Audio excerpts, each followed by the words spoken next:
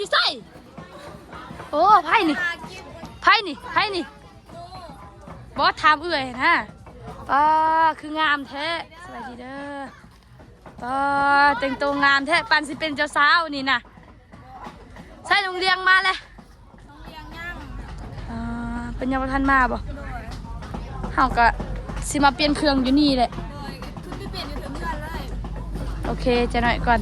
เพราะว่าสิไปจดซื้อน้องมีนาสิไปใส่นี่ก็สิไปอันนั้นไปเอาคลิป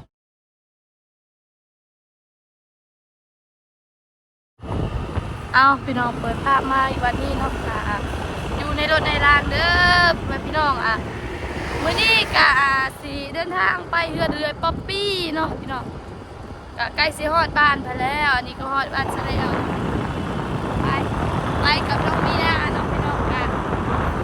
ส่งน้องมีนาเพิ่นจดซื้อพี่น้องแต่มื้อเช้านี่แหละไปส่งน้องมีนาเพิ่นจดซื้อ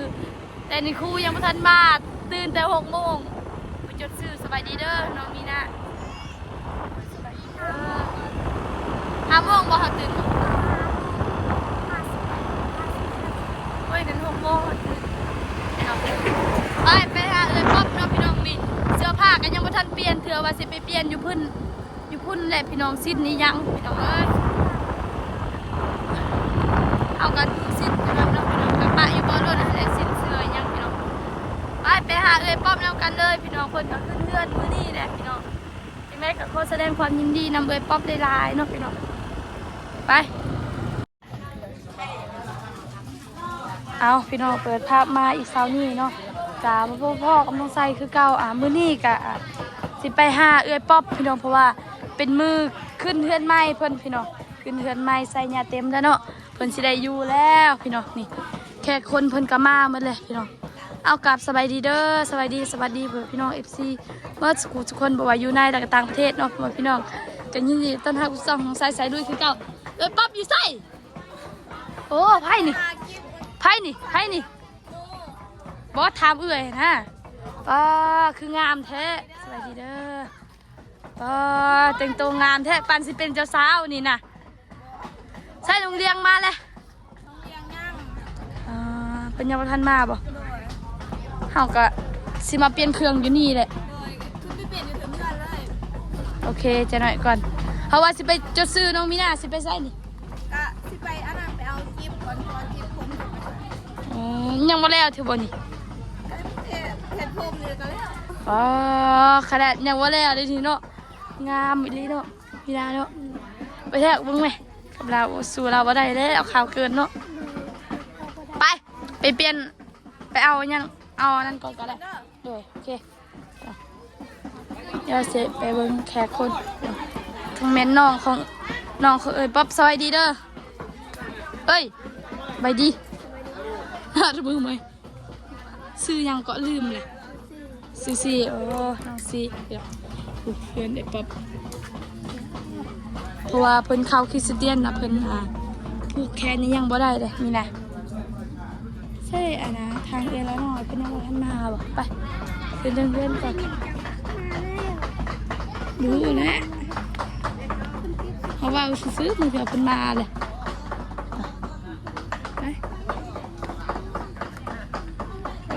เบิ่งเกือบหมดเลยพี่น้องเพราะว่าทางเข้าเรือนอยู่ปลอดภัย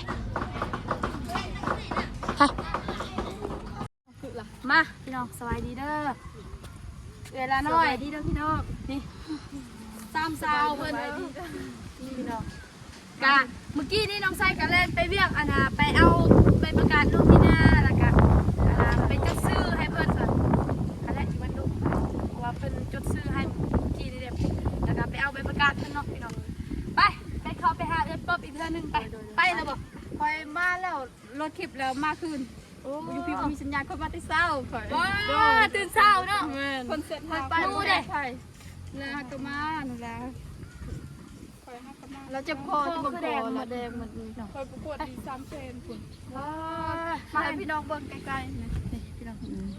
แดงหมดเนาะก็เลยไม่ได้ไปแล้วน้อยเสร็จลูกมื้อเช้านี้ก็เลยไม่ได้ไปเก็บพอไปหาเอื้อยป๊อบคนเส้นทางเข้าบ้านก็ทุลักทุเลเบิ่งเกือบข่อยก็ได้สิไปเลแล้วเกือบข่อยนี่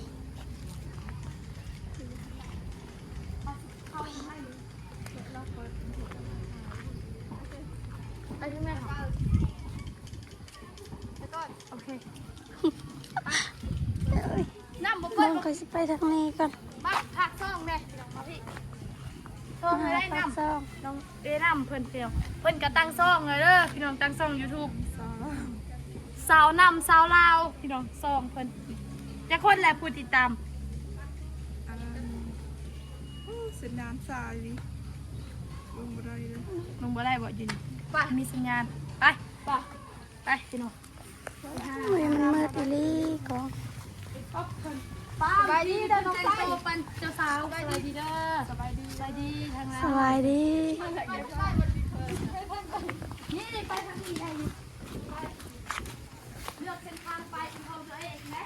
ทางได้ทางไปทางลาวอ่ะพี่ เกือบก็ได้สเปเล่ทำอะไรไม่ได้เลย เมื่อกี้นี้ยังว่าเห็นอยู่ทีมงานเขาไปเมื่อกี้นี้มาทำไมมาเห็นผู้เดียวทีมงาน ไป ไม่ นี่ลายนะ ไปไปไปป้า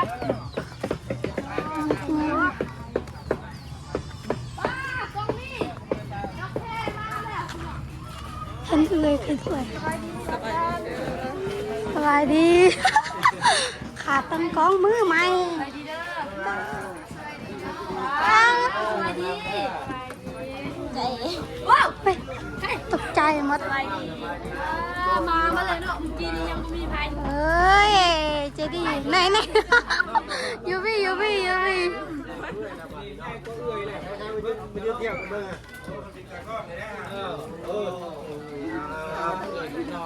สำคัญเลย คนงามคนมานี่เนาะ คนที่ชอบเจ็บคนที่ลายกันมาแล้วผู้ชายอยู่ งามได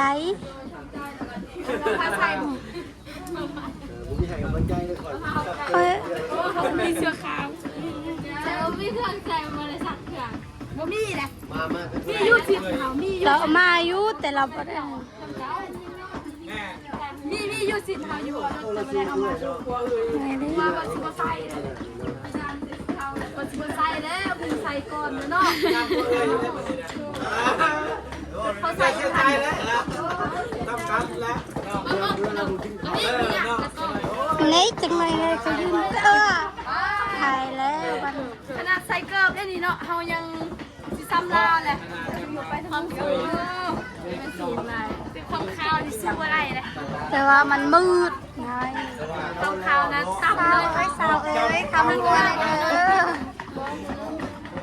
หักมาเศร้านี่เนาะมาจะจักโมงมีแต่งตัวงามเนาะหักมา มารอบนึงแล้วแต่ไปอีกไปเฮ็ดวิไปเรียกแล้วก็มาอีกสอง มา8โมงมาแต่งตัวอยู่พี่แต่งตัวอยู่กันเอาละมาแต่ตั้งแต่เช้าเลยแหละแต่ก็กลับไปอยู่บ้านลูกว่าไปนะ เอาอยากกินอ่ะ ไปนะไปเล่นบ่แม่นไปจดซื้อน้องมีนาน้องเมื่อกี้นี่ก็ท้าเพิ่นอยู่เวียดบางโดนๆนึงก็บ่เห็นเพิ่นก็หากันอันนี้เห็น สาวไทยบ่งามเนาะใส่ชุดงามเนาะ งาม มื้อนี้เราพิเศษกว่าหมู่นะมื้อนี้เนาะ บ่จะของเงินเราบ่บ่บ่งูเพิ่นจะของเงินบ่มีแต่พวกงาม ใส่ชุดคู่เลยบ่ มีแต่ตีนสีขาวหมดเฮาบ่มีสีขาว งานนี้ปัง ใช่กระทำเจ้า ทั้งน้องมีนาก็เรียบร้อยได้เรียบร้อยกามนี่แต่คันเพิ่นเข้าห้องกามนี่แต่นะแบบบอกครูประจำห้องเนาะว่าสิอยู่ห้องใดน้องมีนาอยู่ห้องกออยู่รุมตัวเฮา ไปอยู่ร่มหมู่ เมนูเด้เมนูเด้เฮ็ดบ่ สบาย เอา ดี แล้ว สบายดีเลย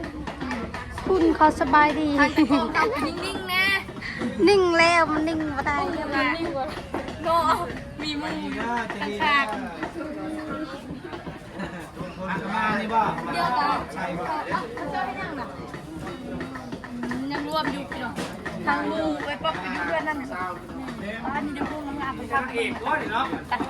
พาไปเบิ่งงู เอาไว้จะไปให้เพิ่นป่ะ แต่นางเอกได้เนาะ โอ้เกือบจะบลมบ่เอ้ยบลมบ่ ขอโทษเดี๋ยว เนอะไปไปขึ้นก่อน ขนม ไปหาหมูทางเกิดป๊อปมีแต่พุงงามๆได้มีแต่พุงขาวๆไปมา ฉันค่อย ไปสนใจ ฉันค่อย เต็งโตอยู่ยังเต็งโตอยู่ ยังแต่งตัวบ่ โอ้หมูเอ้ยป๊อปบนให้ผู้ตีมเสื้อสีขาวเด็ขึ้นเทิงมันเลยเมื่อกี้นี่นะอย่างเห็นโอ้เดี๋ยวจึงเบิ่งทางหมูเอ้ยป๊อปเพิ่น ขอให้ทายที่ ไปลงเดี๋ยวเพื่อนสิฮัก โอ้เป็นตะยานอยู่ลงตี ให้เขาลงก่อนบอก จับตัวกล้องใกล้ก่อน จากก๊อก ตะยานตรงนี้เลย ไป เฮ้ยกี่ยาน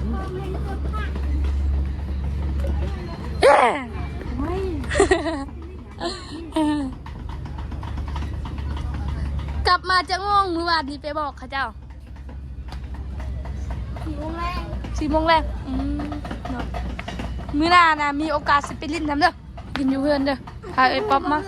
บู๊ ปอบแล้วฮู้ โอเคซะมื้อหน้าพาไปลิ้นเลยเด้อไปคุณเนาะมีแต่พูดใส่ตีนเสื้อสีขาว เบิ่งเกือบเหนื่อยกับเมื่อยน้ำเกือบนี่เด้ โอ้ดาราเนี่ยได้นี่ได้ไป หุ่นสาวปรับให้งาม เด้ไอ้ป๊อปมาพี่ไอ้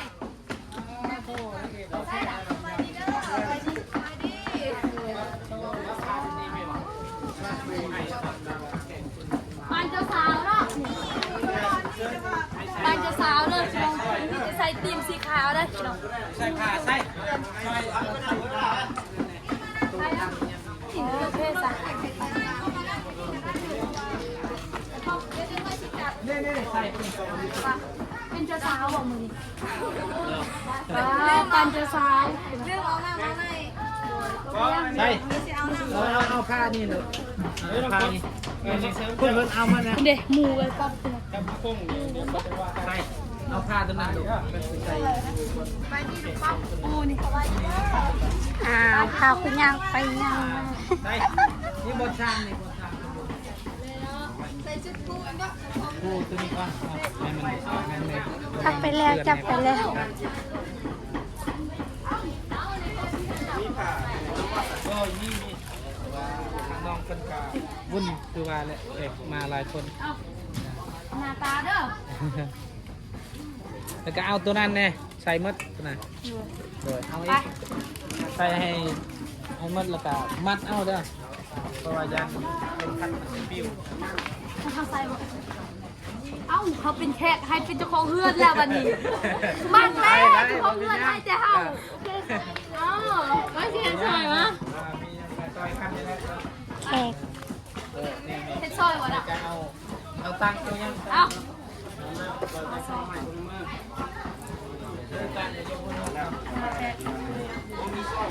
นี่แต่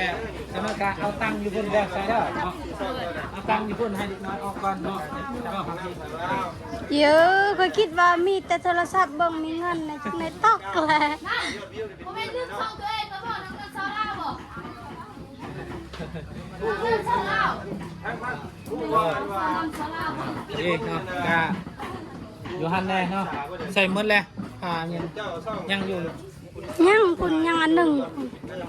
ปูเต็งโตงามเนาะมื้อนี้เนี่ยจริงนะพี่ เนาะ จะ ได้ ซื้ สั่ อง แล้ แล้ว ว นี่ที่นาซิ่งแท้ได้แล้ว จะซื้อแล้วบ่จังกินสบายดีเด้อ สบายดีอีกเทื่อนึง เฮ้ยไปนำไปจะซื้อแล้วบ่จะซื้อข้าวเรียนบ่ เฮ้ยหยอกแต่โดนแล้ว เรียนจบมอะไรจ้ะไม่ได้เข้าเรียนเลยมันซื้อน่ะคือแบบไปเข้าเรียน ไปข่าวตัวสาว จดซื้อเลยบ่ เขาไปซอยไปป๊อปกันคุณยออันนั้นนี่เลยยอนำ ใส่จำนำให้แน่ยันเงินในปับตก จับดีๆแล้วตะกองเขาก็ได้ มันกล้อง ไปไอ้หุ่นเลยไปหาเอ็ม กระลายชุดมุน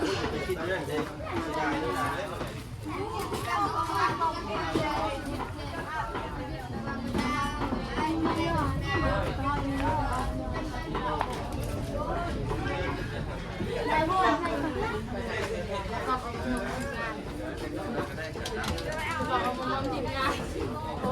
นี่ทีมงานชิเมาแล้วไม่เบียร์ได้กระทิงแดงมาหอด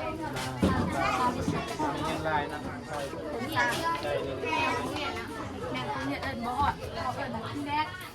อ้าว แมน มืดอันนี้ บ่หอด หันมาทางพี่ใส่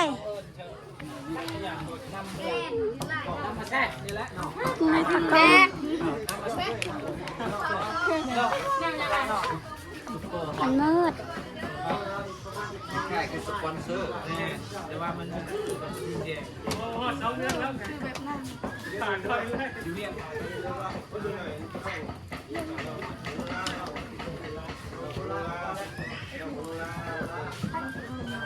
มูไว้ปอกเมื่อกี้นี่พุ่งงามเนาะที่พุ่งงามคุณบ้านไหนพูดตัวเตี้ยนะคุณน้ำมือขับรถถึงเราบอกคนลูกคือบ้านเราไปใส่กมีมูเนาะอะไรเดี๋ยวคือว่าเลยขึ้นมาอะไรมาจากงานตัว อยากให้เรียนมันมาตก เดี๋ยวจะเป็นมูเลยนำเป็นมูตั้งแต่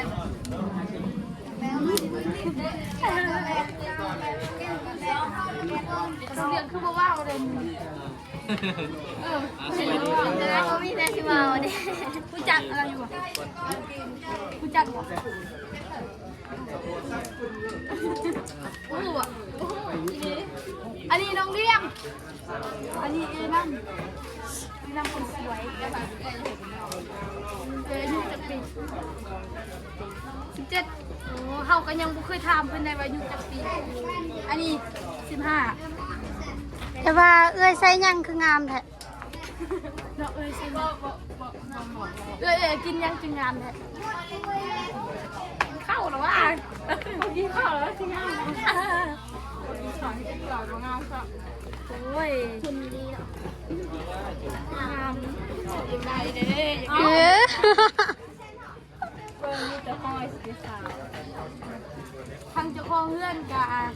คนกับข้าเพียรอยู่เนาะวุ่นอยู่เดี๋ยวกันถ้าเป็นยอคอยอน้ำกับยอสักเป็นเนาะมายังเขามาตูดไป มานัว ถ้าชอบมาผู้หญิงมีคนที่นั่นผู้เสียดำๆเนี่ย งามเลยเนาะ เดี๋ยวคุณยามเนาะ เบิ่งแมนหมูเราอีกคนหนึ่งผมระบักยาว ผู้รู้จักอยู่นะเราเป็นผู้ดีผู้งามเนาะเอามาเขาบอกอยากใส่แล้วสินเขาดักมันเกินไปมันอย่างนี้เขาดักเขาบอกอยากใส่แล้ว ๆเอามา เขาอยากใส่ยุสินเขาปะอยู่บ่แหละสินเสื้อบ่ใส่สินหมดเลย ย่านแต่เงินในปั๊บหายนี่แหละข่อยหายละเฮ้เลยข่อย ป้าพี่น้องกันท่าทางเลยป๊อบเพิ่นมาก่อนเป็นจะได้ซาซีดอกแค่คือเงาแท้สบายดีเด้อใจดีสบายดีคือนั่งกอดโต๊ะอยู่ไปนั่งอกหักบ่เห็นเพิ่นเงาอยู่บ่มีมูลิดบ่นะทางเลยป๊อบเพิ่นกับคาเวียกสุลมุนอยู่พี่น้องก็เลยเพิ่นกะเป็นเลี้ยงดอกเดี๋ยวสิคนมาใหม่ก็ได้ทำอะไร กะมาตั้งแต่เมื่อกี้นี่แหละพี่น้องมาตอนไหนป๊อบโอ้แม่นดอกแค่ดอกแค่ลืมป๊อบกงมีมาตอนไหนน่ะกับกับน้องจีดีมากับน้องเลี้ยงมันบ่คนละขั้นรถบ่โอ้แต่จริงไงมาพี่น้องแล้วก็เอื้อยน้ำแล้วก็เอื้อยนูราแล้วก็เกละน้อยเนาะโอเคไปนี่มานั่งอยู่พี่ก่อนไปมาพี่น้อง แย่งเนี่ย มาพี่มาพี่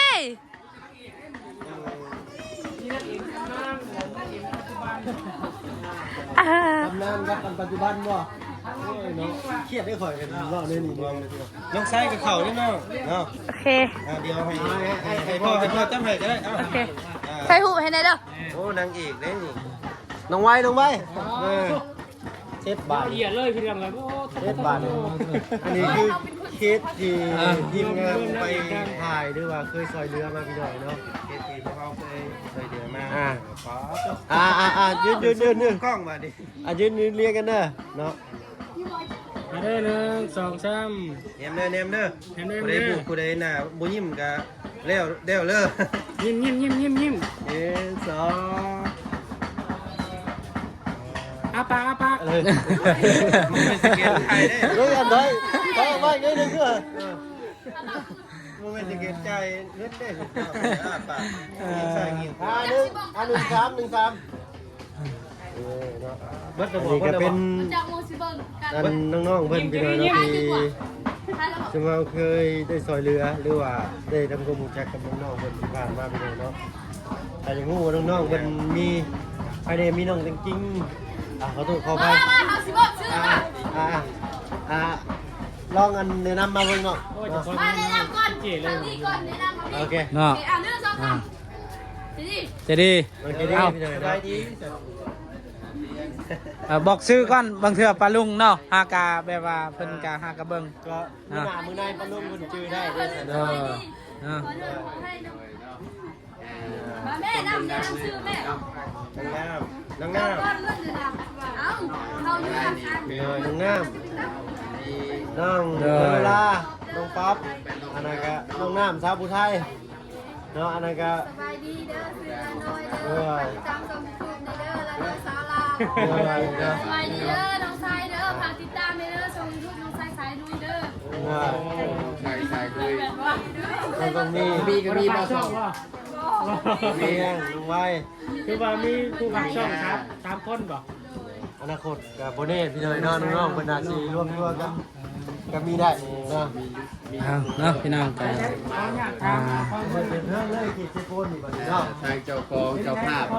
เนาะเจ้าภาพ คู่หรือว่า ลูก น้อง โป่ ๆ มา มา เต็ เต็ ม มมื้อนี้ ชาวยูทูบได้เขา3คนเนาะดีใจแท้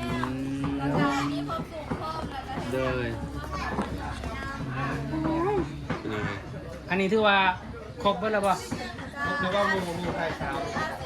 ต้มแน่เพราะว่าหมูกาไปเห็ดเดียดเพิ่นไปเพื่อนเพิ่นนี่กา เป็นจะได้น้องเลี้ยงเขาอยู่คนเดียวอยู่ เอ้าทายเลยทายเลย ถ่ายแล้วบ่โอ้ลืม